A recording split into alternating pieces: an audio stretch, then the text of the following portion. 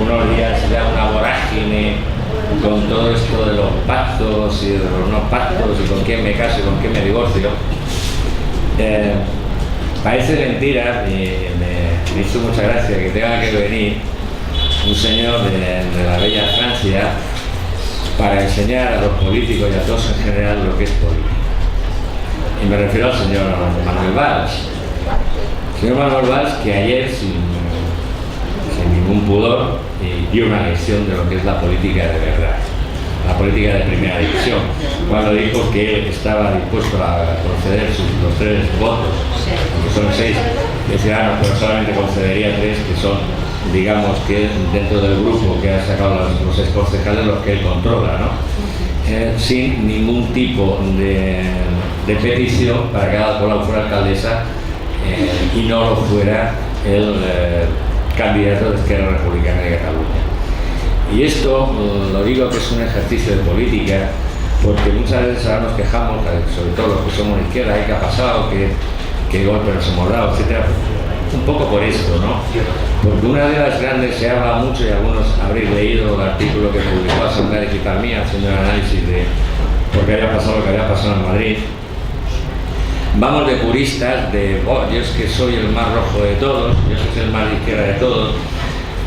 Me voy a incluir porque yo también he caído muchas veces en esas afirmaciones, en esas declaraciones, y a lo mejor lo que ya tenemos que hacer es mirarnos un día delante del espejo cuando estamos haciendo las hablaciones matutinas y decir qué estúpidos somos. Pues política es lo que dijo ese señor. Y habría que leer también a un maestro de la política que era Maquiavelo, que ya en el siglo XVI escribió un verdadero compendio de qué es la política, era republicano, que es el príncipe, ¿no? Digo esto porque ya está bien de que dejarnos de mirar al ombligo. El señor Errejón, que sabéis que no es precisamente un hombre que goce de mis simpatías, y también yo creo que al hilo de escuchar lo que dijo Manuel Valls, propuso ayer, y yo oí una entrevista esta mañana que he escuchado en la cadena SER, de que si había que dar la alcaldía a la representante de Ciudadanos, se le daba, con tal de que la Comunidad de Madrid fuera ocupada por el PSOE. Muchos me imagino que habrán dicho, oh no, venga, con el enemigo ni agua. Eso es la estupidez. La estupidez, porque digan, no, es que tenemos principios. Muy bien, los principios no se dejan porque se sea práctico. Y en este caso, y mira que me duele, le tengo que dar la razón a Errejón. ¿Qué preferimos? ¿Que la alcaldía de Madrid mande el señor representante del PP, que es un neofascista, con el apoyo de los fascistas de Vox? ¿O preferimos que, bueno, dentro de lo malo, como bien decía también Manuel Valls, vamos a coger lo menos malo? Y lo menos malo en este caso sería esto, por ejemplo. Por eso también nos olvidamos, no, con la derecha ni agua. Pues miren ustedes, el Frente Popular no todos los partidos que lo integraron eran rojazos, no eran solo el PSOE, era solo el PC. La gente de Casares Quiroga o la gente de Azaña no eran rojos peligrosos y entraban en el Frente Popular. Cuando estalla la guerra civil, el PNV no era de izquierdas, de derechas, pero se unió a la República. ¿Qué tendría que haber dicho entonces la gente popular? No, a los republicanos, a vosotros no entráis, que sois de derechas. No, ¿verdad? Hay que pensar un poco. Vamos a dejar ya de tontunas. Vamos a verdad, reconstruir. Yo ahora soy muy pesimista, no creo que la izquierda se reconstruya si seguimos así. O sea, si seguimos siendo los más puros del mundo. No, es que yo, por Dios, mis principios, que no los pierdes. No los pierdes, porque si tu objetivo es que la gente esté mejor, un poquito mejor, no mucho mejor, pero un poquito mejor, piensa qué es lo que le va a la gente. Y te metes tus ideas donde te quepan. Y yo el primero. Pero sabéis que muchas veces lo he dicho, yo desde que empecé a entender cosas, me hice comunista, soy comunista y posiblemente cuando me mueran los gusanos que salgan formarán una célula comunista. Pero antes que mis principios, que eso es egoísmo ideológico, está mi interés por mis conciudadanos. Entonces, a ver si ya nos vamos enterando de qué va la política, a ver si ya nos enteramos de una vez Porque lo que se ha hecho en España hasta ahora también era porque no había políticos de talla. Pero es que en Europa, para parar el fascismo que se está aumentando en muchos países, se están uniendo socialdemócratas con liberales, con demócratas cristianos, y no pasa nada. Y no se escandaliza a nadie. Porque son políticos. Bueno. Perdona, ¿puedes repetir lo que dijo Valls, que se me ha ido de la cabeza? Que él le daba a los concejales los votos que le hicieron falta al poblado con tal de que Esquerra Republicana no fuera al cabo. Gracias, muchas gracias. Bueno, la segunda ya antes de empezar. Tanto ya con el libro, que tenéis muy cansados con el libro. Esta es la maqueta del libro. Es la primera parte, es decir, nada más que va a ir de 1931 a 1936, habrá un segundo volumen que será la Guerra Civil, ¿no? Del 36 al 39. Este libro lo vamos a traer aquí, va a ser la presentación en la última clase, que es el 20 de junio, que sería que hablaremos de ya el final de la guerra, la rendición de Madrid, el golpe de Casado, etc. Se han hecho muy poquitos ejemplares porque nosotros no tenemos financiación de nadie, y gracias al CAUN, que sabéis que tampoco anda sobrado de dinero, pues ha podido hacer esta edición. Entonces, muy poquitos porque no hay dinero para más. Esto lo digo, pues si el día 20 queréis, o incluso la próxima clase, que va a ser el día 6, ya le he dicho a algún compañero que esté con un papelito y un bolígrafo y apunte posibles reservas, ¿no? Porque hay algunas librerías que ya me han pedido ejemplares, entonces digamos que de los 100, realmente a la venta se van a poner 80. Os digo para que ya lo tengáis en cuenta y que sepáis, ya está el libro. Ya está el libro. Bueno, y ahora vamos a hablar de a lo que se supone que voy a hablar hoy, ¿no? Que es de la Iglesia católica, apostólica y romana y su comportamiento durante la Guerra Civil.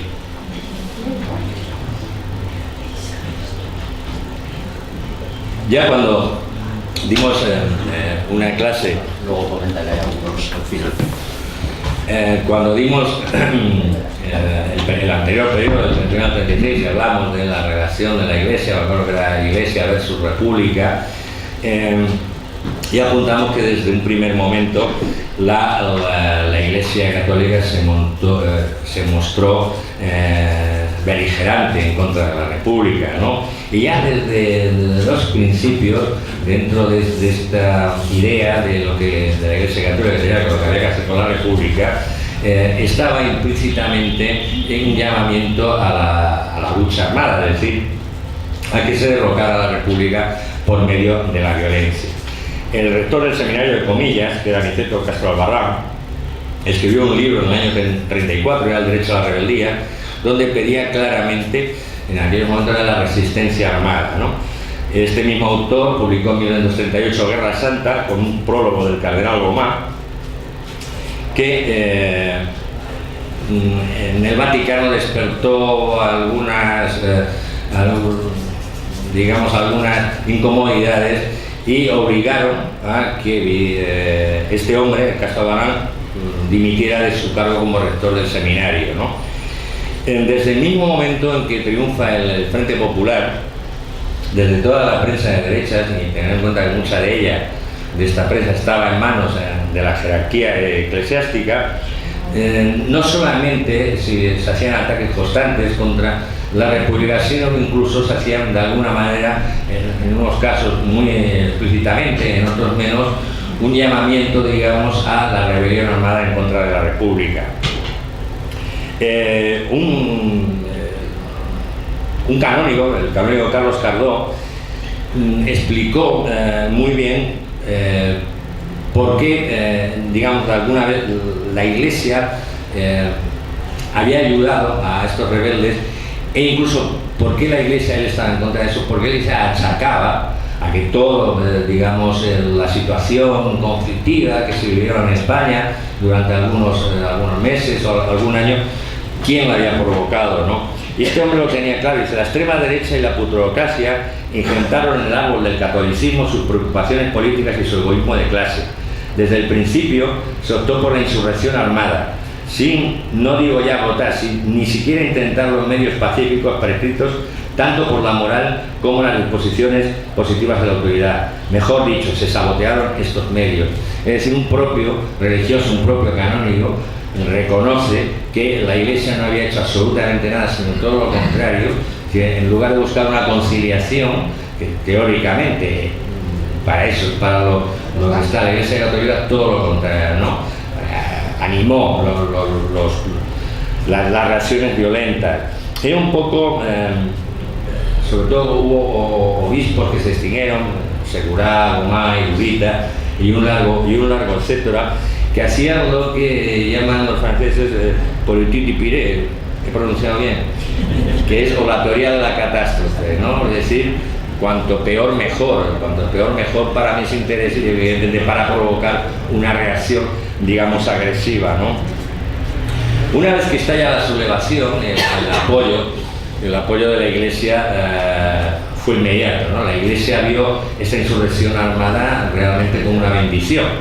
Es decir, bueno, ya vienen los salvadores de la patria, los salvadores de la fe cristiana, ¿no?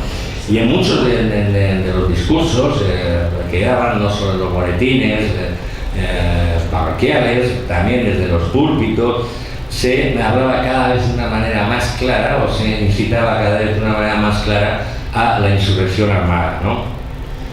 Entre ellos estaba, por supuesto, este cardenal Gomá, ¿no? Que añoraba la España de los reyes católicos, de Felipe II, de Torquemada, etcétera, etcétera, ¿no? Algunos autores le quieren presentar como que era un ¿cómo le diría? Bueno, que ahora casi todo el mundo del centro, bueno, pues eso era de centro, ¿no? Bueno, no, era un individuo de la más rancia extrema derecha, ¿no?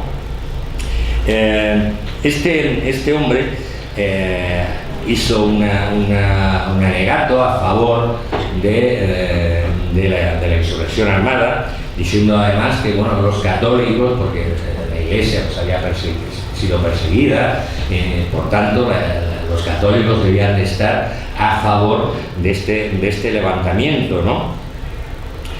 Por ejemplo, algunos sacerdotes que eran republicanos, cada vez lo sabían, por ejemplo, los gallegos Rocafur o los Cádiz Lobo, bueno, el Gomá les llamó de todos menos bonitos. De hecho, estos dos sacerdotes fueron suspendidos a divinis, ¿no? A digamos, este documento que hace el Gomá, esta llamada que hace el Gomá, dando sus parabienes al alzamiento como católico, como una postura de ser católico, le contestó el Lecandari Aguirre. El Lecandari Aguirre era católico practicante, y le contestó a esa pastoral diciéndole: la guerra que se desenvuelve en la República Española no es una guerra religiosa, como ha querido hacerse ver, es una guerra de tipo económico, y de tipo económico arcaico y de contenido social. No es una guerra religiosa, ni es la doctrina cristiana la que puede invocarse. Díganlo los sacerdotes asesinados por los facciosos, luego lo veremos porque hubo sacerdotes que asesinaron a los franquistas.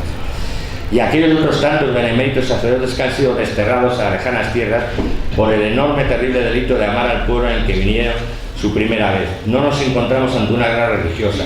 Han asesinado a numerosos sacerdotes y beneméritos religiosos por el mero hecho de ser amantes de su pueblo. ¿Por qué el silencio de la jerarquía? Evidentemente, la gran mayoría de los sacerdotes que fueron asesinados por el franquismo, como ya vemos, eran vástagos. Aunque también se produjo asesinato de sacerdotes en otros lugares, ¿no?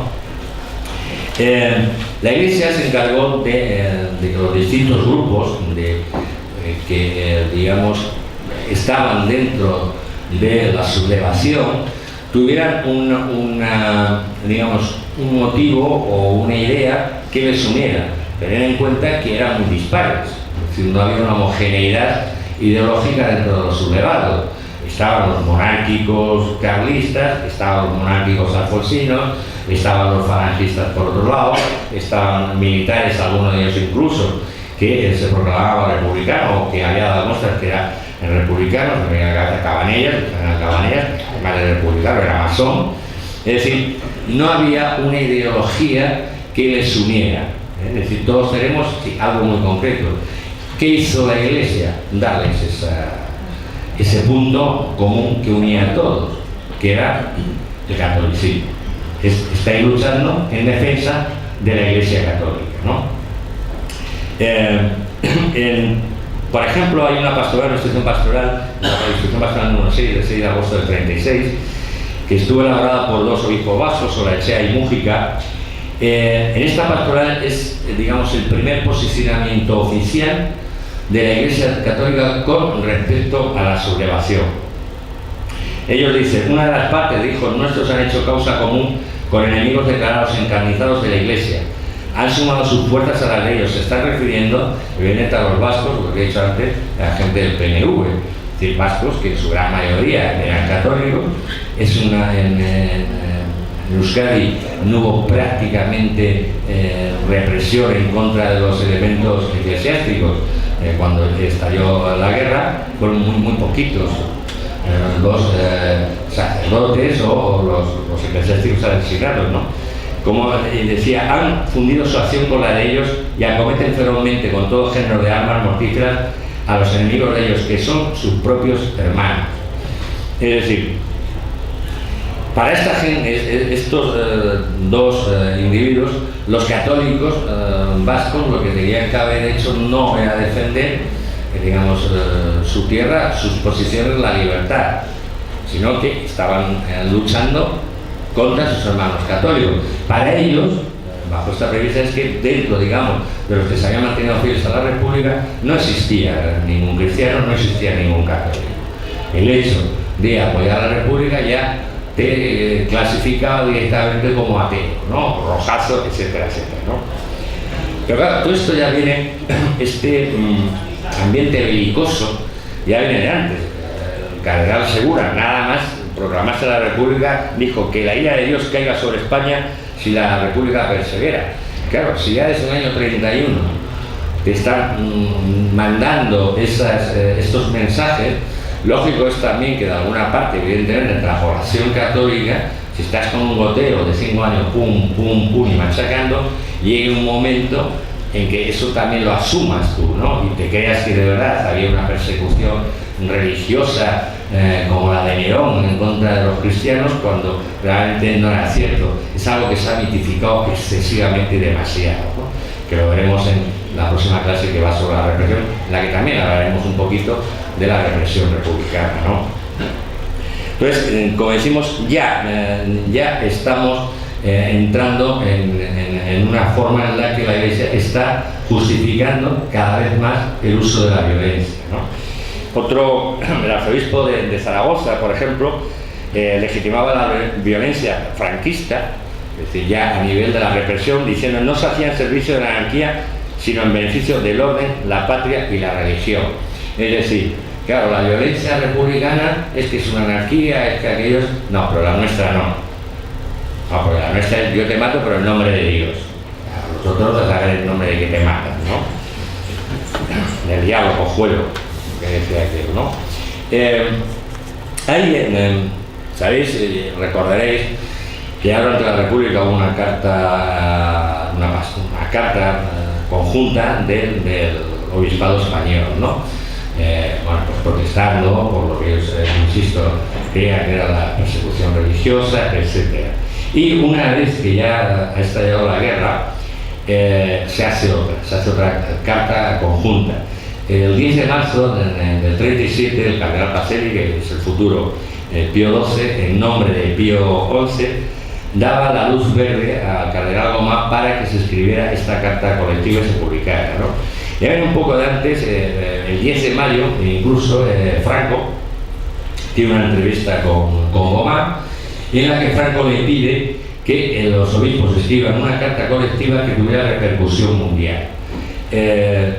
Según el informe que manda Gomá al Vaticano, en el que le explica: mire, pues está hablando con Franco y él me ha pedido que haga esto, y da los motivos por los que justifican esta carta. Dice: llegar a poner la verdad en su punto, haciendo al mismo tiempo obra patriótica y de depuración histórica que podría redundar en gran bien para la causa católica de todo el mundo. Es decir, ya están diciendo, y ojo, porque esto sí tuvo importancia, tuvo mucha importancia esta carta, porque esta carta tuvo una gran difusión, una gran difusión tanto en Europa como en Estados Unidos, y en Estados Unidos tuvo mucha importancia esta carta porque luego fue allí muy publicitada por las jerarquías católicas estadounidenses e inclinó de alguna manera la balanza para que Roosevelt no negara, digamos que de alguna manera se adhirió al Tratado de Intervención y no vendiera armas o colaborara con la República. También lo he dicho alguna vez, Roosevelt ya, cuando era el presidente, dijo, confesó que uno de los grandes errores que había cometido en su trayectoria política fue no haber ayudado a la República. Pero tuvo mucha incidencia, por eso esta carta, esta pastoral, tuvo mucha influencia, porque hay muchos católicos que evidentemente no estaban aquí en Europa, que no sabían realmente lo que había pasado, por qué se había producido la sublevación, etc. Se creía lo que supone que unas jerarquías que son de tu mismo credo religioso están diciendo que pasa, ¿no? Es como la gente que digamos que solamente ve Telemadrid. Entonces, claro, si solo ves Telemadrid, pues al final te crees con una verdad absoluta lo que te está diciendo Telemadrid, porque no comparas, ¿no? En Francia hubo algunos católicos además importantes, que no eran intelectuales, también es cierto, y que hicieron incluso cartas de apoyo a la República y que criticaron muchísimamente tanto este documento como otros que se fueron mandando desde España, de la jerarquía eclesiástica española. Hubo dos obispos que no firmaron esta carta. La carta la firmaron 43 obispos residenciales y 5 vicarios capitulares, pero hubo 2 que no. Fue Mateo Mújica, que era el obispo de Vitoria, que no la firmó porque no se encontraba en España, y Vidal y Barraquer, que se negó por principios, ¿no? Entre otros de las razones que dio para no firmar esa carta, fue decir que firmar esa carta iba a representar que a los católicos que estuvieran en la zona republicana pudieran sufrir más represiones. No podemos decir, estáis animando con esta actitud belicosa a que tantos católicos que están en el otro lado, y que incluso hubo católicos que estaban luchando a favor de la República, cristianos estaban luchando a favor de la República, que eso también es algo que se tiende a olvidar, ¿no? Pero es decir, si seguís así, le estáis dando motivos para que esta gente no deje ni uno vivo, porque es que los estáis provocando. Esta carta realmente tenía 2 objetivos, ¿no? 2 objetivos. El senador Alfonso Sánchez los explicita muy bien, ¿no? Primero, que la Iglesia de alguna manera intentaba, lo que os he dicho antes, unir, darles un punto de unión a todos los que se hayan sublevado. Me doy cuenta una cosa, esto de la famosa, lo escuchaba, era la cruzada. La cruzada no se le ocurre a Franco ni a los militares. De hecho, los militares, cuando dieron la golpe de la Iglesia, pasaron solemnemente. Pero vamos, total y absolutamente. También porque tenemos que tener una cosa en cuenta, aunque luego todos hicieran un poco lo que solemos llamar meapilas, ¿no? Entre los falangistas, que eran la falange era muy similar al fascismo italiano, no eran precisamente meapilas. Los fascistas italianos de religión la justa, no eran para nada, es decir, había, digamos, más elementos laicos dentro de ellos que no religiosos. Es decir, no había. ¿Qué le da? Cuando ya le das desde la Iglesia, un poco se apunta, bueno, la Iglesia que está en esta carta denomina la sublevación como cruzada. Ya le das una, digamos, otra entonación. Ya no es una guerra civil, ya no es una sublevación política, ya es una cruzada religiosa. Y es decir, volvemos, además, se rememoran a los tiempos de la Reconquista, ¿no? Es un poco decir, bueno, la Reconquista, para expulsar a los musulmanes, que eran los anticristianos, anticristo, y ahora es lo mismo, ¿no? Ahora son musulmanes, claro, no puede decir musulmanes porque los moros estaban con ellos. Entonces, es igual, pero es darle un matiz diferente y ocultar de alguna manera también, no solo buscar ese punto, sino ocultar la verdadera motivos, el verdadero objetivo de la sublevación, que no era otro que evidentemente mantener los intereses de las oligarquías, los intereses de la gente, digamos, más conservadora y más retrógrada que había en España, y volver al status quo social que había anterior a la proclamación de la República. Entonces, claro, ocultas esto, es decir, no, en el fondo es que nosotros, claro, es que están machacados, y España es un país católico, apostólico romano, y todo lo que estamos haciendo es nada, luchar contra el hereje, ¿no? Luchar contra el ateo. Otra de la conclusión de la carta, para que veas además ya no te deja lugar a dudas, decía: hoy por hoy no hay en España más esperanza para reconquistar la justicia y la paz y los bienes que de ella se derivan que el triunfo del movimiento nacional. Es decir, no hay ninguna posibilidad de llegar a un entendimiento, no hay ninguna posibilidad de poder llegar a acuerdos o de delimitar, decir, bueno, se puede cambiar, pero de otra manera no. Es un cambio radical, porque si no va a haber ningún tipo de bienestar social, ¿no? También, como ya se venían conociendo, evidentemente, las barbaridades que se estaban haciendo en cuanto a represión, la carta aseguraba, claro, un ejercicio más del cinismo de la que hacen gala, de la que siguen haciendo gala, y de la jerarquía eclesiástica, ¿no? Yo creo que si en vez de estos cursos que dan para curar a los homosexuales, deberían de dar un curso que eso lo dominan como nadie, de cómo ser un hipócrita y un cínico, ¿no? Porque ahí, desde luego, no hay quien les quite la primacía, evidentemente. Entonces decía que nunca los crímenes que se podrían haber cometido en la zona de los sublevados no tenían nada que ver con los perpetrados por el Frente Popular. Si acaso había habido algún exceso, pero ellos lo justifican diciendo: porque nadie se defiende con total serenidad de las locas acometidas de un enemigo sin entrañas. Es decir, algunos dicen que no ha sido los malos, o sea, ha sido alguno que, claro, que en el furor estaba el hombre tan indignado, pues que se le ha ido la mano, ¿no? Cuando los republicanos se iban a saco, y que era una represión totalmente organizada, que era justo lo contrario. Es decir, esto que decían los obispos católicos sobre los poquillos desmanes que pudieran cometer los sublevados, es lo que ocurrió en el bando republicano. En el bando republicano, realmente, la gran mayoría de los asesinatos que se cometen, a veces en un periodo muy corto de tiempo, hasta enero, podríamos decir, del 37, luego caen de raíz, caen totalmente el número de asesinados en la zona republicana, y evidentemente no estaba organizada por ninguna institución, no estaba organizada por el Estado. Esta era todo lo contrario, es decir, institucionalizada, organizada, muy organizada, como veremos en una próxima clase, muy organizada, para que no se escapara prácticamente, como se suele decir, en bicho viviente. Es decir, cambian todo, un poco también como hicieron con la justicia, ¿no?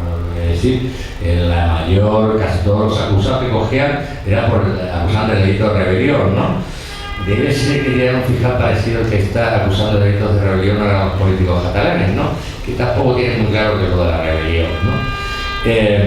Y en ese reloj mismo decía la justicia, Serrano Suñer decía la justicia al revés. O sea, él reconocía otro personaje también, pero fijaos, luego le dedica a una serie de televisión y dice: apaga y vamos. No, ya te quieres aplicar todo, ¿no? Esto lo hacen igual, o sea, cambian, es decir, la violencia institucionalizada es la de los rojos, la nuestra es, para algún caso al lado, pues de alguno que se le ha ido la mano, ¿no?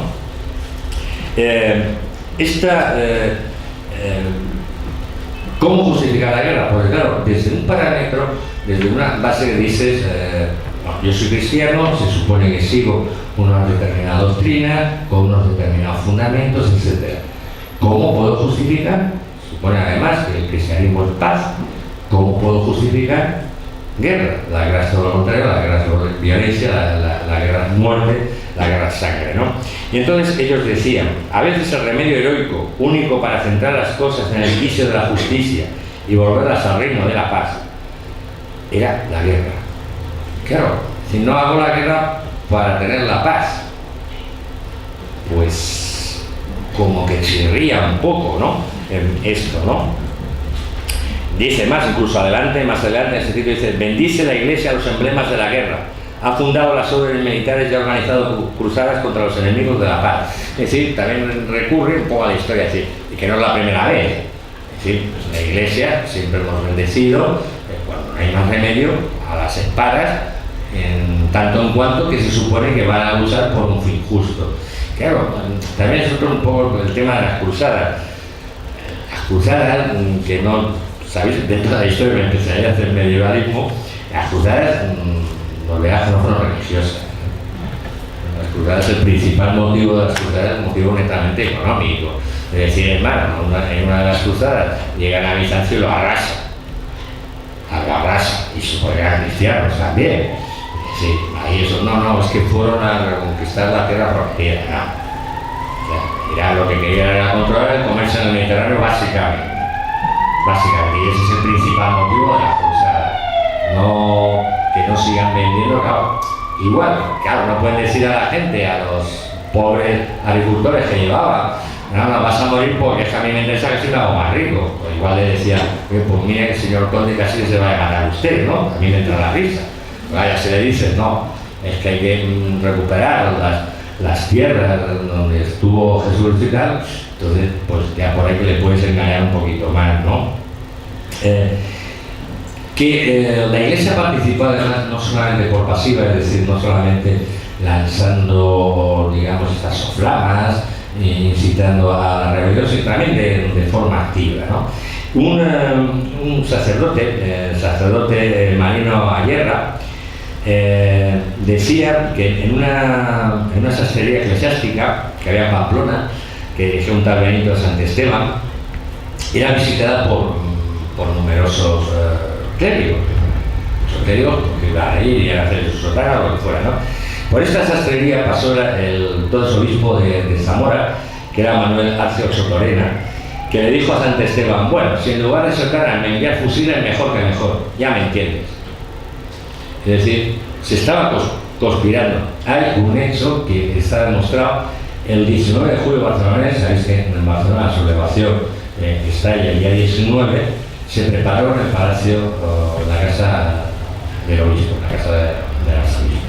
Ahí, digamos, se ultimaron los últimos detalles del golpe en Barcelona.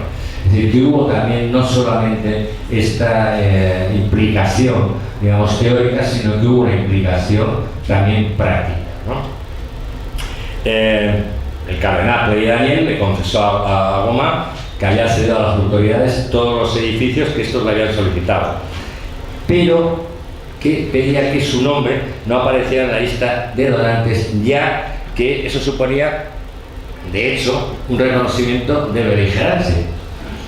Es decir, si tú dices: yo le he dado todos los edificios de la iglesia, se han puesto a disposición de los sublevados, estoy reconociendo claramente, ya me estoy posicionando claramente con los sublevados. Es decir, ya puedo entrar también dentro del grupo de lo que yo formo parte de la sublevación, como falangistas, militares, etc. Y es que la verdad es que era ya una participación práctica, digamos, ¿no? Hubo ya en algunos religiosos, aunque ya hemos visto algunos de la jerarquía, pero también hubo casos no ya de jerarcas eclesiásticos, sino de religiosos, digamos, de a pie, que habían llegado a un extremismo, rayano ya en lo de la enfermedad mental, ¿no? Y en este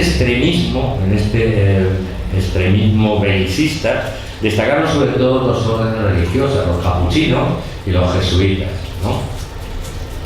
Que les llevó incluso durante la República a anatemizar posiciones que en un principio pues eran un poco más suaves, como Gil Robles.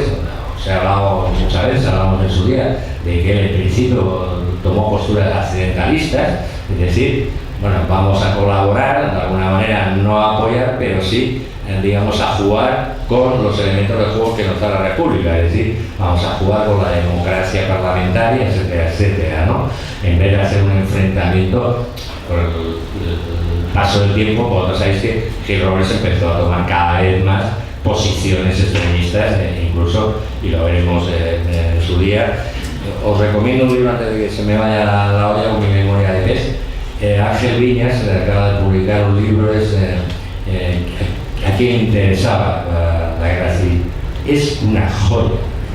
Ha sacado datos que hasta ahora se desconocían. Todos los libros de Ángel Viñas, el aporte documental que hace es increíblemente, os he dicho muchas veces que ahora mismo posiblemente a nivel de historiador que sigue vivo, y esperemos por muchos años, es el mejor, para mí el número uno en cuanto a la historiografía de la Segunda República, ¿no? Si lo podéis adquirir, porque es muy interesante, y sobre todo porque ahí hace un detallado, minucioso, con una aportación de pruebas increíble de la trama civil del golpe de Estado. Porque muchas veces cuando se habla del golpe de Estado, no solo los militares, no, ojo, hubo muchos civiles implicados, ¿no? Y además señala a tres muy claritos, ¿no? Cabo Sotelo, por lo más conocidos, Cabo Sotelo y José Antonio. Pero el Cabo Sotelo, Ángel Viñas ha demostrado que ya se sospechaba, pero ha demostrado recientemente que estaba metido en la trama golpista hasta las trancas. Como también, no lo demuestra recientemente, pero sí lo deja muy apuntado, que Alfonso XIII también estaba hasta metido hasta el cuello, ¿no? Como decía, estos capuchinos y estos jesuitas son los que más se destacaron por su extremismo, ¿no? Un capuchino, Gumersindo de Escalante, escribió en Acción Española. Acción Española, sabéis que era, digamos, el órgano de Acción Española, que luego fue también Renovación Española, etcétera, ¿no? Dándole un aviso además a Gil Robles, diciéndole que no estaban los tiempos como para atemperar con la República, ¿no? Sino que los tiempos, lo que ya estaban llamando, es a un verdadero levantamiento violento. Es decir, deja de pamplinas y aboga ya por la lucha, ¿no? Como señala otro grandísimo historiador, Francisco Espinosa, la implicación, vamos a ayudar la ayuda a la represión, vamos a entrar ahora en lo que, por cierto, si os lo queréis, hay un guaemillo, no sé lo que queda, me imagino mucho más, un uvillo, que es la Iglesia Católica cómplice del genocidio franquista en la Guerra Civil, que lo escribí yo ya hace algún tiempecillo, ¿no? Imagino, como siempre, ahí a la salida de la izquierda hay. Uno de los de la forma de esta ayuda a la represión es, y además con un cinismo increíble, lo da el jesuita José Constantino Bella en un partido titulado ¿Qué pasa en España? Mantenía que del bando franquista no se había cometido ningún abuso de autoridad, a pesar de lo que estaban haciendo los rojos, ¿no?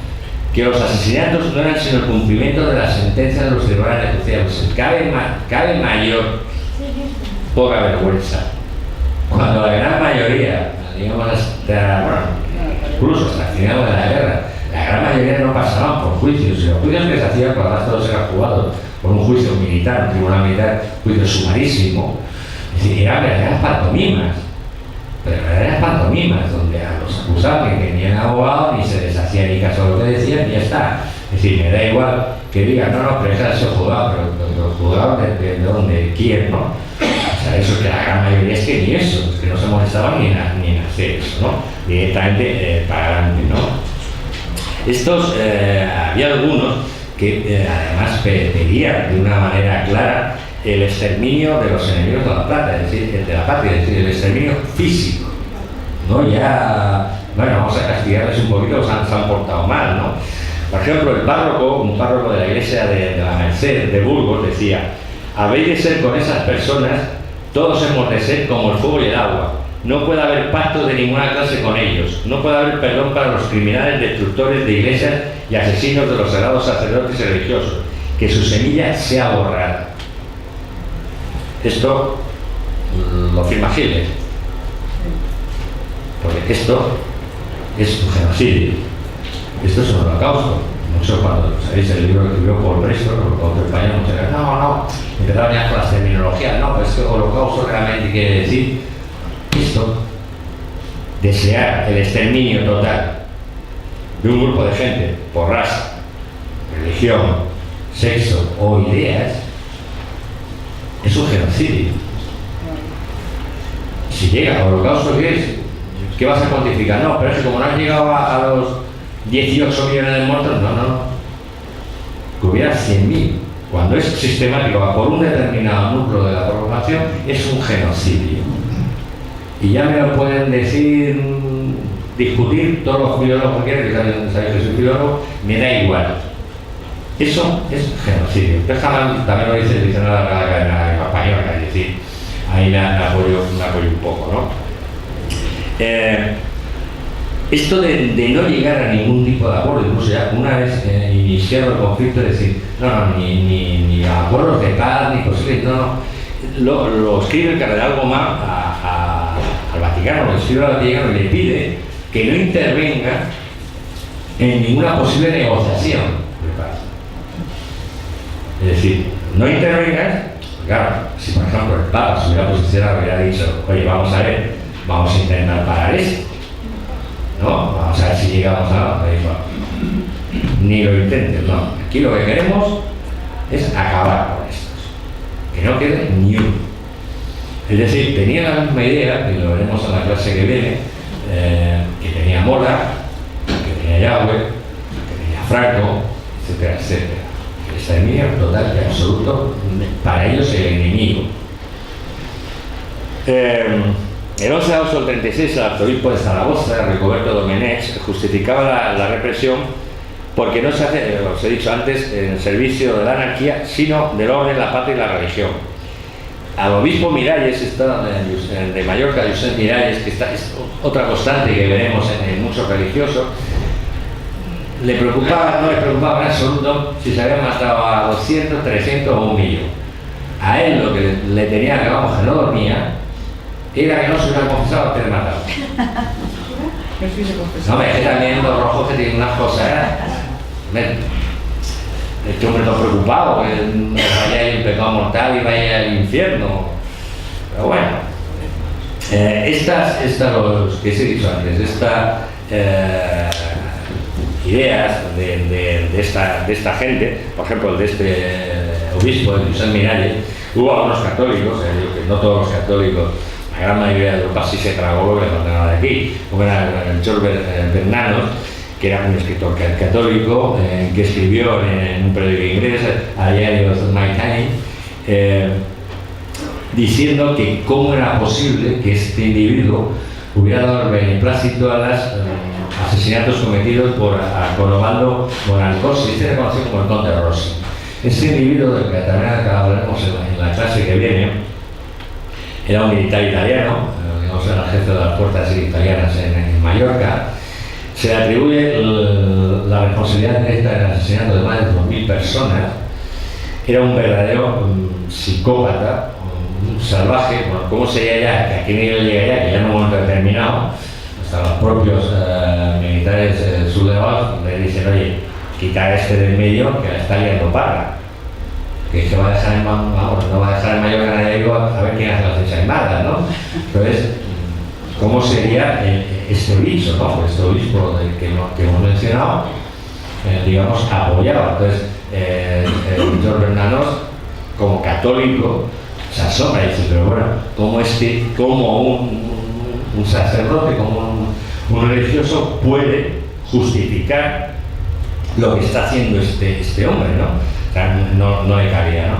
Pero hay más, el cardenal Gomá, en el año 38, mayo 38, va a Budapest, que hay un congreso eucarístico, y dice, no puede haber en España sino guerra hasta el exterminio de ideas y procedimientos, defensa contra la anarquía y el terrorismo bolchevique. Volvemos a repetir, y ya a nivel de otros jerarcas eclesiásticos de toda Europa, lo deja claro. No puede quedar ni uno. Tienen que desaparecer de la faz de la tierra, ¿no? En esta ayuda a la represión, sabéis que una de las maneras, o generalmente la manera, además, se hizo por decreto ley, para, digamos, hacer la lista de los rojos a los que había que darle matarile, permitiendo la expresión, la tenía que conformar, digamos, el grupo que dirigía, pues estaba el alcalde, estaba el comandante del puesto de la Guardia Civil, un sacerdote y un padre de familia. El padre de familia tenía que solía corresponder con el jefe de falange de la localidad, ¿no? Estos 4 personajes eran los que hacían las listas, los que elaboraban las listas, no los que luego iban a ser ejecutados, los que iban a ser asesinados, ¿no? Pues el obispo de Ávila, Santos Moro Bris, envió una nota a todos los párrocos que estaban bajo su jurisdicción en las que le daba instrucciones de lo que había que hacer respecto, en este caso respecto a los asesinados en las cunetas. Es decir, que si tú ibas por la carretera y te encontrabas a uno allí muerto, ¿qué tenías que hacer? Cuando se trate simplemente del caso tan frecuente como lastimoso de aparecer por sorpresa en el campo el cadáver de una persona que por sorpresa no aparecía, ¿no? Pues sabía que estaba ahí, ¿no?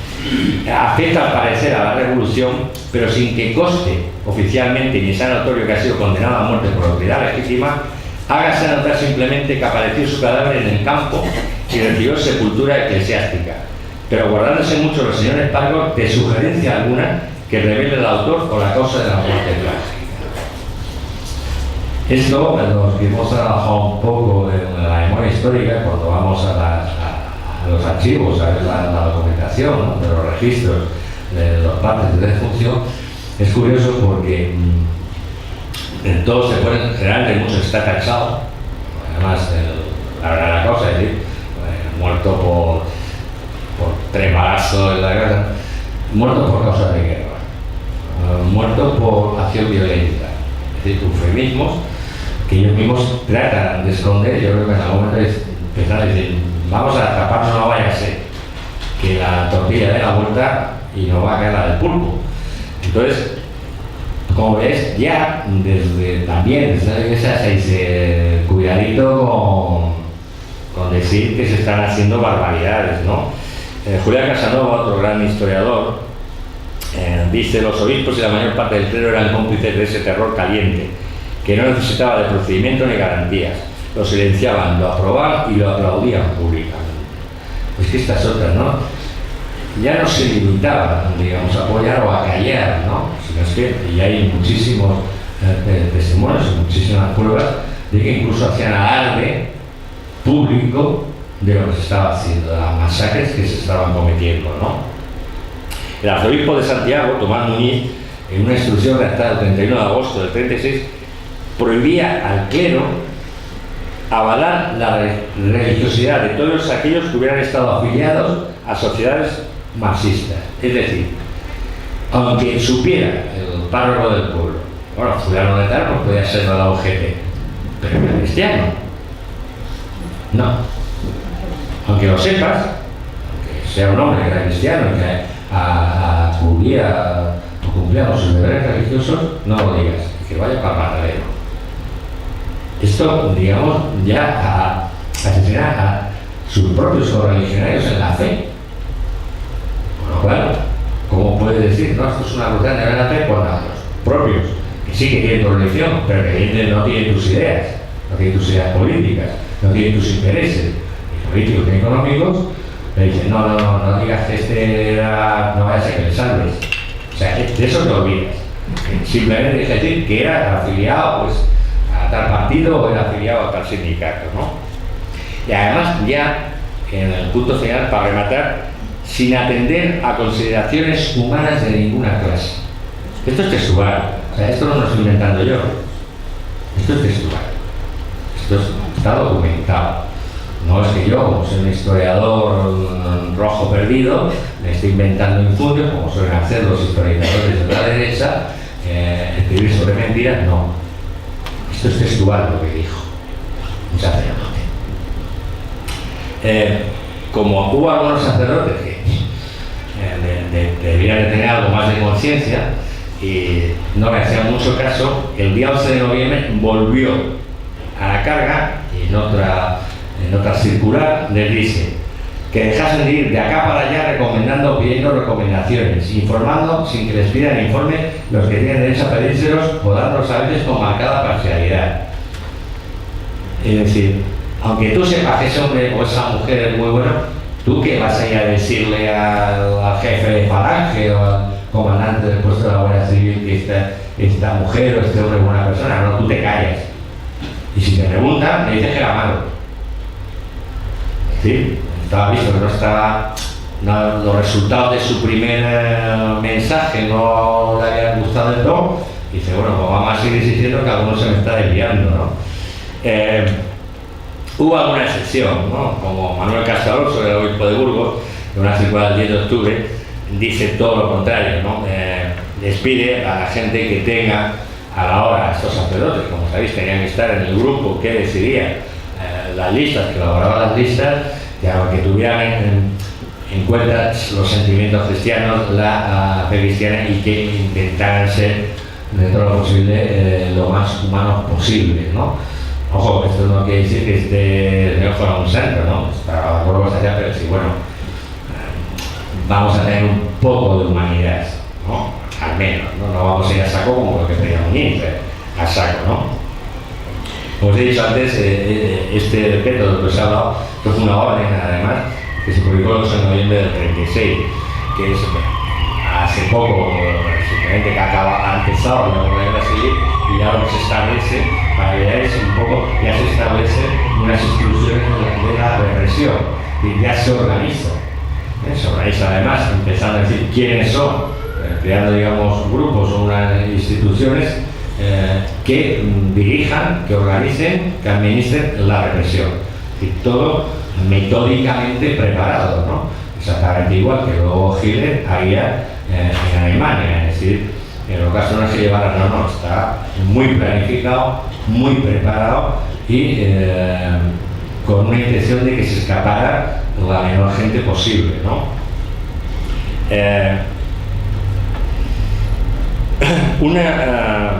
El obispo, otro que era como Muñiz, que era el obispo de Badajoz, este era también pasado de comer aparte, que era José María Alcaraz, también escribe una epístola que es normas sobre certificados de conducta que no ofrecían ninguna duda a los sacerdotes, y señala dos normas que había que cumplir. No hacer divagaciones sobre la conducta religiosa de la persona sobre la que se elabora el informe. 2. No dar noticias atenuadas por una malentendida benevolencia. Es decir, no ponga, bueno, este hombre era izquierda, pero jolín, pues no se portaba mal, intentó salvar, él no mató a nadie. No. Eso que no es ser benevolente, eso es ser justo. Bueno, digamos, vamos a admitir lo de la benevolencia, no, que eres católico. O sea, que te estás ciscando, y perdonadme la expresión, en tus propios principios, ¿no?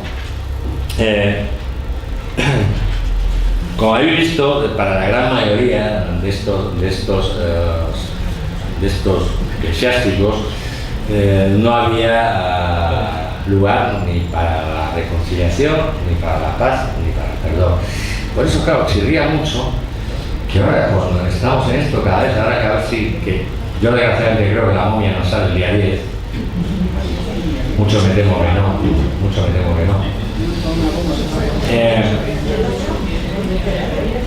Que hablen ahora, pero te sigan hablando, no, que es que hay que olvidar, que es que no hay que recordar, pero o sea, ni paz, ni perdón, ni... Ahora sí, o sea, nosotros, digamos, o la gente que sufrió toda la represión, los hijos, los que hemos heredado, venimos de esta gente por vida, somos los que tenemos que perdonar. Somos los que tenemos que decir, bueno, vamos a olvidar. Coño, y cuando les tocaba a ellos, ¿qué pasa? Siempre parece que la balanza se tiene que ir a un lado, ¿no? El otro no. Pues claro, suponen que defienden a Dios, como ese cura de allí, claro, me parece que fue, ¿no? Votar a los partidos que defienden ¿qué partidos es de Dios? Y hay algún amigo que se ríe mucho, porque yo muchas veces le digo broma, yo soy como yo, pero sin cómo, ¿no? Entonces, yo no les he dado ninguna directriz, ¿no? Entonces, vemos que de verdad, desgraciadamente, en España parece que ha cambiado muchas cosas y no han cambiado tanto como parece, ¿no? Seguimos, yo he escuchado durante estas campañas electorales discursos de la gente que eran exactamente igual que lo que Calvo Sotelo o lo que Gil Robles en el año 36, la primera 36, exactamente igual. Y no solamente a los de Vox, no. Por ejemplo, al señor candidato a la alcaldía de Madrid, entre otros. No ha cambiado nada, seguimos con el discurso. Y yo creo que también ya por la izquierda deberíamos de un poquito más de mala leche. Yo, ya que ya estoy cansadillo y me digan, no hombre, porque si les contestas a este tono te puedes a la altura de ellos. Bueno, pues a lo mejor sí. A lo mejor ya hay que sacar la maceteña del 7, digo, que no, mira, que no estoy haciendo una sola violencia, ¿no? Es en sentido figurado. Y empezar a entrar en ese juego también. Y decir las cosas a las caras. No de extrema derecha, no. Son neofascistas. Extrema derecha no, neofascistas. ¿Vamos a llamar las cosas por su nombre? ¿No? Ya saben que a lo mejor no, es que somos un lenguaje apropiado, no, sí es apropiado. Lo que no es apropiado es empezar a seguir utilizando eufemismos, ¿no? No me estoy desatando, pero si estoy dando cuenta. Bueno, ya digamos, además de esto, hubo otros religiosos que no ya solo que elaboraran las listas, debían elaborar las listas o beligeran de alguna manera a los asesinatos, sino que participaban activamente en ellos, es decir, en el mano militar, ¿no? Un jesuita, Vendrell, que era el párroco de la cárcel de Alicante, era un sádico. Cuando llegaban de la madrugada a los fusilados, allá a la tapia de la cárcel, pues, para asesinarlos, les decía, no tenés miedo porque los moritos tienen buena puntería. La calificación que le dice a este señor, os la dejo a vuestro libre albedrío. Hay más, mirad, un testimonio de Miguel Arias Godoy, escribió unas memorias y se refería a un párroco de Tocino es un pueblo de Sevilla. Este libro se llamaba Manuel Vaquero y dice, este sacerdote era el presidente de una junta compuesta por varios caciques del pueblo que tenían la misión de reunirse cuando les parecía para acordar entre ellos quiénes serían las personas que había de detener y cuáles serían fusiladas. Esta gentuza tenía su punto de reunión en la casa de Daniel Naranjo, donde hacían las listas de las personas que eran entregadas al jefe de la cuadrilla de asesinos, y este criminal con su grupo terminaba este sucio y macabro trabajo. Esta junta de asesinos, de la que era presidente el cura del pueblo, mató a mucha gente, hacían su tarea a la sombra de una sotana y un crucifijo. Otros se regodeaban de esta represión. Por ejemplo, Juan Miguel Bazán, que era fuera de Campana, otro pueblo de Sevilla, al pelotón de fusilamiento que asesinó en ese pueblo a más de 100 personas, le dio 500 pesetas como premio. Es decir, tienes una prima en vez de por meter un gol por matar a un rojo. Otro insigne colaborador directo de esta represión, otro sacerdote, Juan Tusquet, que dirigió el servicio judío-masónico del Servicio de Información Militar, donde se elaboraban las listas de los judíos y masones, ¿no? Gracias a estas listas, elaboradas por la institución que él dirigía, se detuvieron a más de 300 miembros de la masonería, todos ellos asesinados posteriormente, ¿no? Hubo otros que directamente hay verdaderos ejemplos de barbaridad, ¿no? El cura rociano Eduardo Martínez Laorde, cuando el pueblo fue tomado por los franquistas, se subió al balcón del ayuntamiento a darles un discurso a la gente, ¿no? Y les dijo, haciendo además un exhorto y una alabanza a la venganza, ¿ustedes creen que por mi calidad de sacerdote voy a decir palabras de perdón y arrepentimiento? Pues no. Guerra contra ellos hasta que no quede ni la última raíz. En este pueblo fueron asesinadas 600 personas en 1937. En ese momento. Luego otras 17 personas más, porque a este parece que no había aparecido un número suficiente. Digo, venga, más leña al mono, ¿no? El cura párroco del tristemente famoso penal de Ocaña participaba no solamente en las torturas a los presos, activamente, es decir, él también daba golpes y él también practicaba torturas por ellos, sino que era el que les daba el tiro de grasa. Entre 1939 y 1959 en este penal fueron asesinadas 1.300 personas. Otro tristemente famoso es Juan Galán Bermejo, conocido como el cura de Zafra. Si alguna vez vais por ese precioso pueblo, es un pueblo que merece la pena, es una divinura de pueblo, y se come que es pecado, eso sí que es pecado, ¿no? Este hombre era sacerdote de una bandera de la Legión, de la 11ª bandera, ¿no? Este individuo se jactaba de él mismo de haber asesinado a algunos milicianos, y sobre todo a uno. Entonces se encontró a un miliciano escondido en un confesionario. Bueno, pues se vanaglorió ante Antonio Bahamonde. Antonio Bahamonde era ayudante de campo de Queipo de Llanos, perdón. Este hombre escribió un libro que es Un año con Queipo, era también un hombre católico, etcétera, etcétera. Estuvo un año nada más y se marchó de cuando se levó, pudo desertar y irse, de ver las atrocidades que se estaban haciendo. Bueno, pues a este hombre, Antonio Bahamonde, este individuo, Juan Galán Bermejo, se jactó de este y otros asesinatos. Le dijo: aquí donde usted lo ve, esta pistolita, siempre llevaba una pistola al cinto. Llevaba la sotana con el cinto esto, como los vaqueros, y la pistola, ¿no? Ahí donde usted lo ve, esta pistolista lleva quitados de en medio a más de 100 marxistas. También, además, se jactó de que él es el que en Zafra había señalado: a este, son a los que tenéis que asesinar. A una declaración periodista, Marcel Dany, dejaba claro cómo tenía que ser, digamos, la táctica que había que llevar a cabo para vencer la guerra. Todos los procedimientos de exterminio de estas ratas son buenos, y Dios, en inmenso poder y sabiduría, los aplaudirá. A ese individuo se le atribuye el asesinato de 750 personas. Otro individuo de esta Eglaña era otro sacerdote, esta vez navarro, el padre Vicente, era capellán de la Legión, ¿no? Había un conservador inglés, Peter Camp, que estaba en la Legión, estaba luchando a favor de los sublevados, decía de él: era el hombre más arrojado y sanguinario que vi jamás en España. Según este hombre, en el transcurso de un combate, el padre Vicente gritaba: no le dejes que se escape, dispara, hombre, dispara, le cazaste, mientras la víctima yacía en el suelo. Es decir, ya sadismo, esto ya es un puro sadismo que ya nos puede llevar a pensar, nos puede decir a pensar que es que esta gente eran enfermos mentales.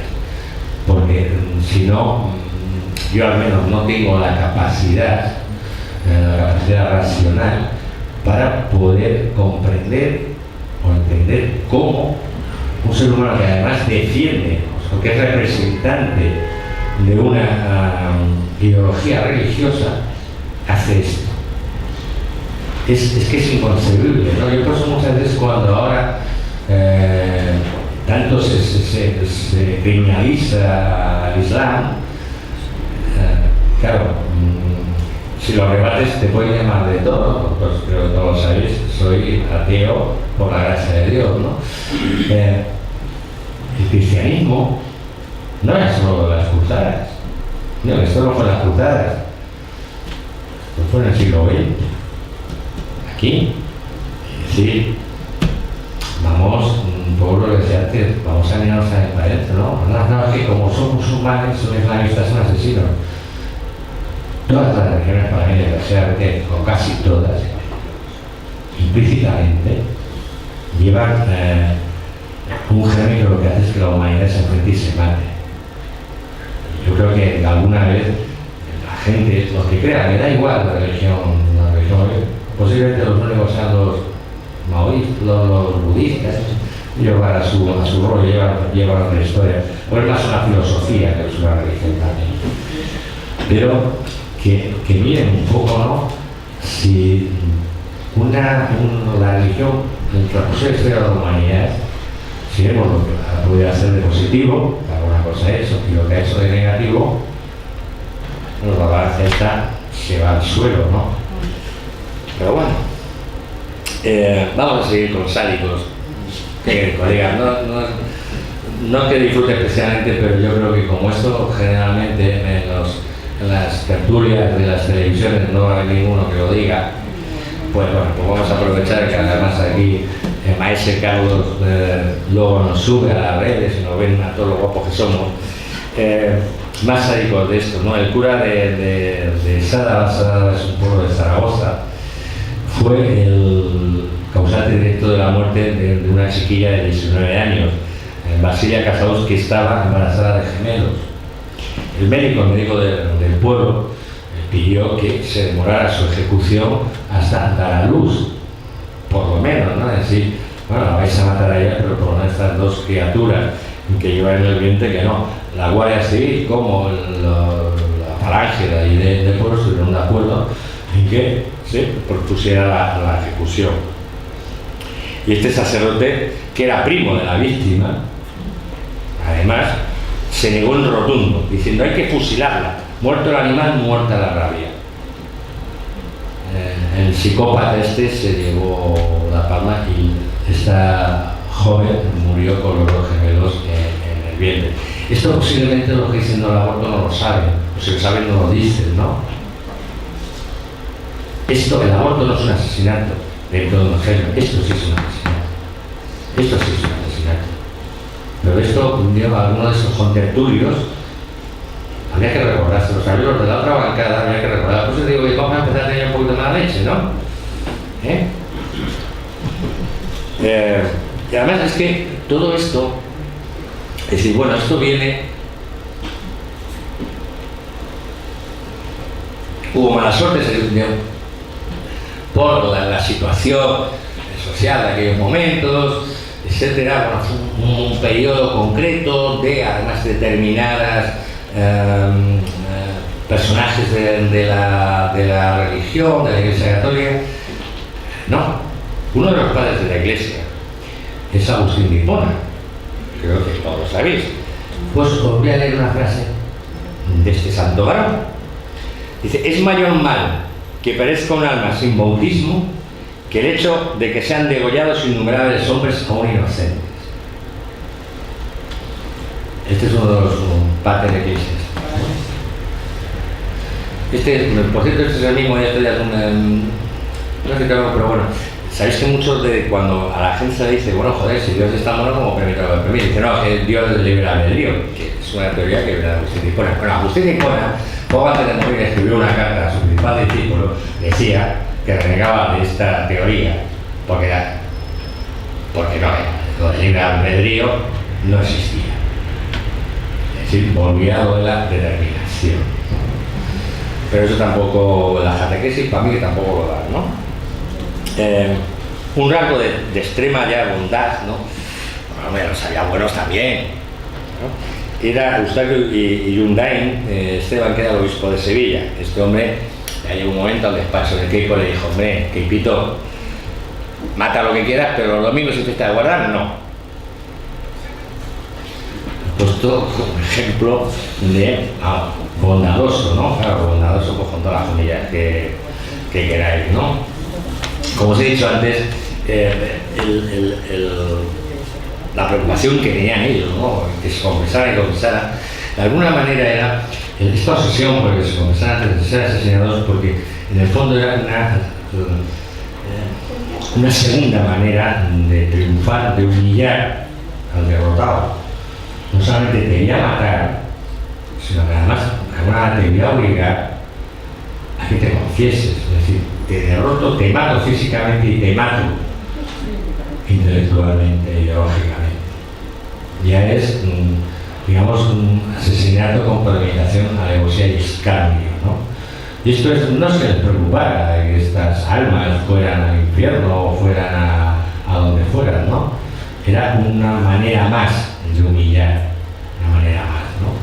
En algunos casos, evidentemente, cuando esta gente accedía a las confesiones, porque de alguna manera había sufrido algún tipo de chantaje, ¿no? Confiésate que tu mujer o tu madre está en el pueblo, o tus hijos, entonces mejor es que tragues, ¿no? Tú te vas a ir para adelante, pero ten cuidado, o a lo mejor si te pones cabezón, te vas para adelante y toda tu familia también, ¿no? Pero bueno, ya nos hemos puesto muy a parir. Vamos a hablar de algunos casos de religiosos que fueron todo lo contrario, que fueron gente que estuvo evidentemente mucho más de acuerdo con las ideas, con la religión que profesaban, y en algunos casos le costó la vida. Es a lo que yo llamo, nadie lo llama así, yo le llamo curas rojos, porque además creo que en este caso sí que se lo merecieron, ¿no? Primero fueron, por ejemplo, 16 sacerdotes guipuzcoanos. Estos fueron los primeros sacerdotes que fueron asesinados por los franquistas. 16 sacerdotes guipuzcoanos, eran 13 diocesanos y 3 religiosos, que fueron ejecutados entre el 8 y el 27 de noviembre del año 36, ¿no? El líder carlista, que era Falcone, se quejó de que habían sido pocos. Estos 16, como que son poquillos, ¿no? Y se fue incrementando, se fueron asesinando más. En abril de 37 habían llegado ya 47 los asesinados de sacerdotes vascos.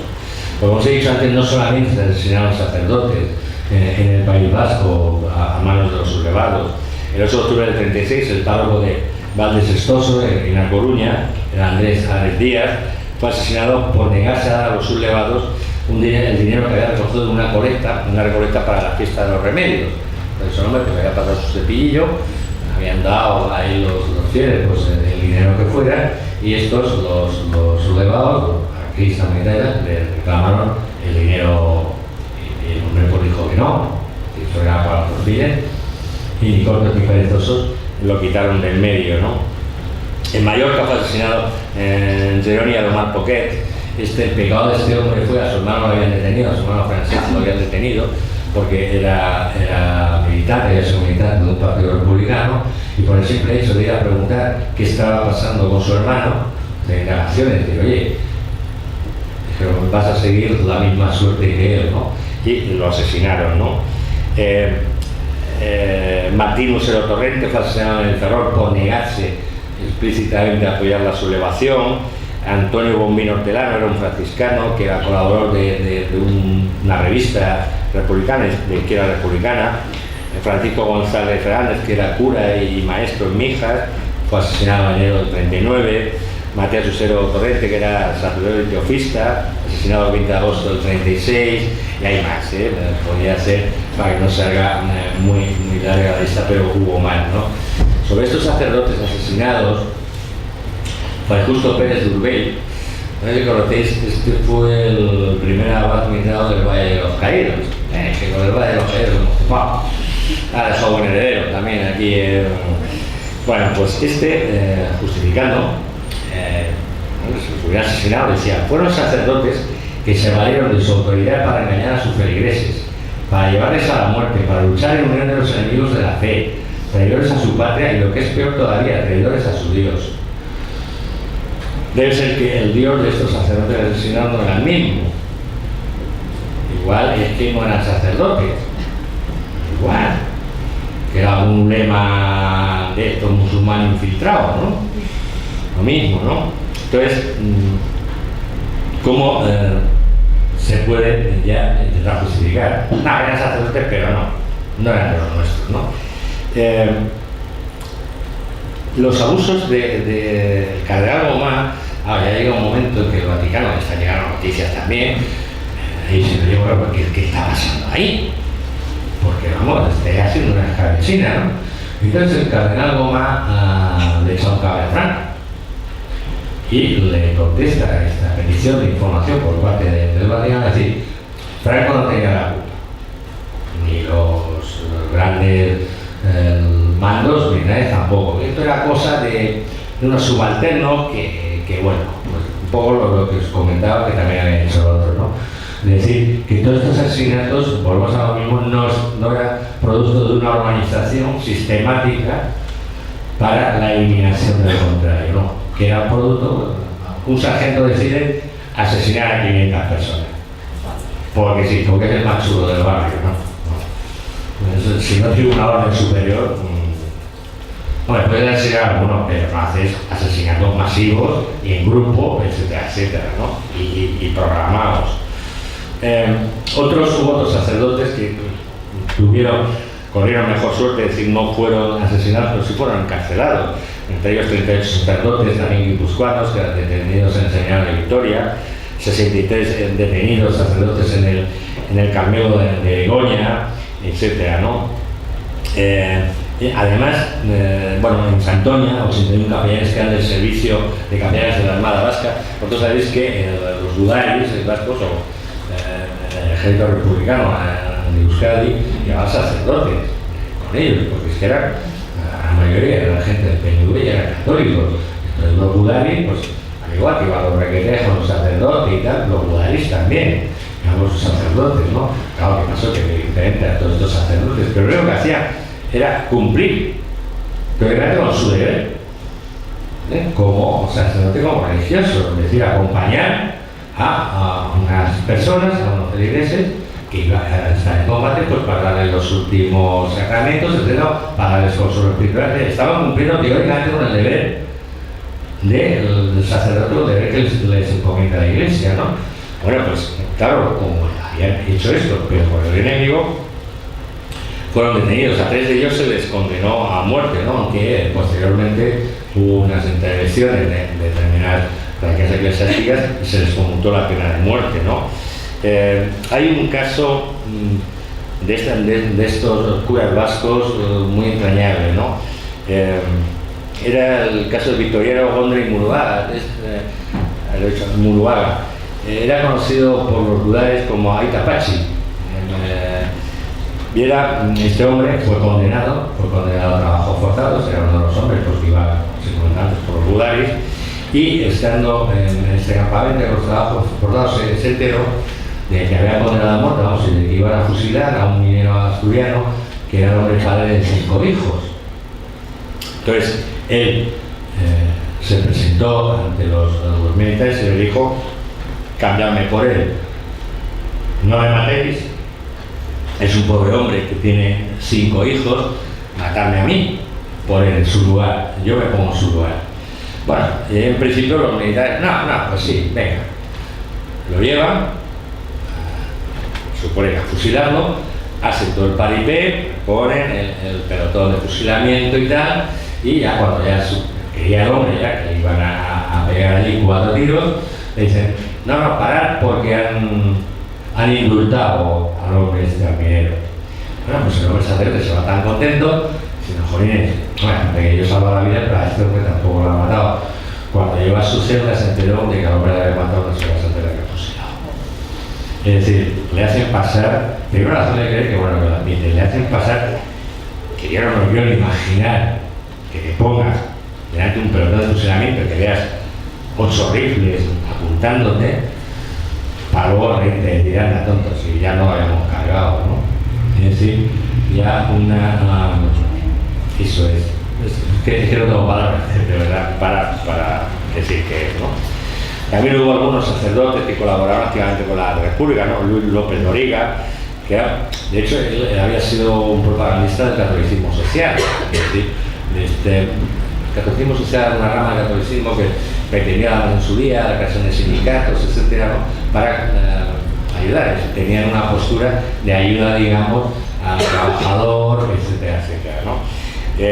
Jerónimo García Gallego, que llegó a ser diputado republicano independiente del 31 al 33, Juan García Morales, era el seudónimo de Hugo Moreno López, que era sacerdote, era periodista, y luego fue un activo propagandista antifranquista.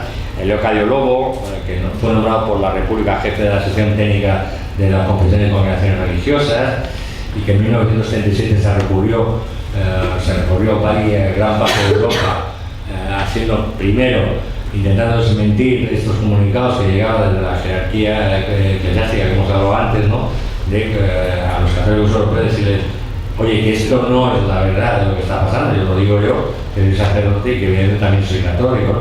Incluso estuvo en Estados Unidos. Todos estos que os he comentado, evidentemente, fueron condenados a divinis, ¿no? Hubo incluso que participaron, digamos, activamente en la defensa de la República, ¿no? Fue el caso de Cándido Nogueras, que era secretario del Socorro Rojo en Broto, en un pueblo de Huesca, que estuvo luego, después de la guerra, estuvo muchos años encarcelado y al final desterrado, ver a Gasteiz, Luis Donate, a Jesús Arnal, que este es casualidad, era el secretario personal de Durruti. Y tiene un libro además que es muy curioso, ¿no? Cómo llegué a ser secretario de Durruti, ¿no? Y estuvo durante el tiempo hasta que Durruti murió, él era su secretario personal, es decir, digamos, el hombre de confianza de Buenaventura Durruti, ¿no? Tamayo, Jesús Tamayo, sabéis que es un teólogo, en estas conclusiones dice algo que es contundente, ¿no? Ahí está bien que Tamayo, la jerarquía eclesiástica, no se lleva precisamente, no toma café juntos, ¿no? El hecho de no admite discusión alguna es la absoluta complicidad del clero con el terror militar y fascista. Yo creo que Tamayo no da lugar tampoco a sospechas, ¿no? Lo que sí, otra de las cosas que duele mucho es esta Iglesia Católica, no ya solamente que se dedica a airear sus mártires, ¿no? Sino que se olvide que todos estos y otros muchos más que no hemos nombrado, que también eran sacerdotes, pero estos no son sus mártires, y estos también murieron asesinados. ¿Por qué no son mártires? Murieron por una causa también. Entonces, solamente los asesinados, de un lado son mártires y los otros que eran escoria, no eran sacerdotes. Claro, ¿qué ocurre? Sabéis que muchos de estos fueron beatificados por el Papa Botijo, un ejemplar por un fatal. Ahí sí que ya no sé nada, ¿no? Y claro, te choca cuando lees la lista de todos estos mártires que elevaron a los altares, que hay verdaderas bestias sanguinarias. Por ejemplo, el hijo de Cuenca, Cruz La Plana Laguna, el salesiano José Blanco Salgado, que disparó contra los trabajadores desde el cuartel de la Guardia Civil sublevada en Morón de la Frontera.